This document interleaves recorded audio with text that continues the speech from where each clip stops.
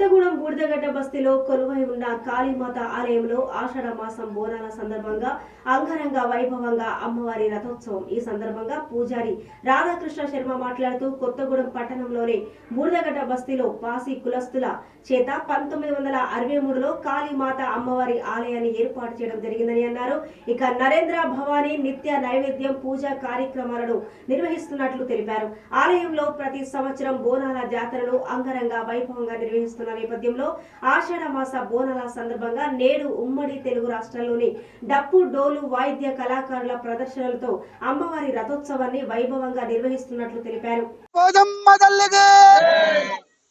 భద్రాద్రి కొత్తగూడెం జిల్లా కొత్తగూడెం పట్టణంలో బూడిదగడ్డ బస్తీలో పాసీ కులస్తుల చేత 1963వ సంవత్సరంలో అమ్మవారి యొక్క ప్రతిష్టాపన మహోత్సవం జరిగింది. అప్పటి నుంచి వారు పూజాది కార్యక్రమాలు నిర్వహిస్తూ ఉన్నారు.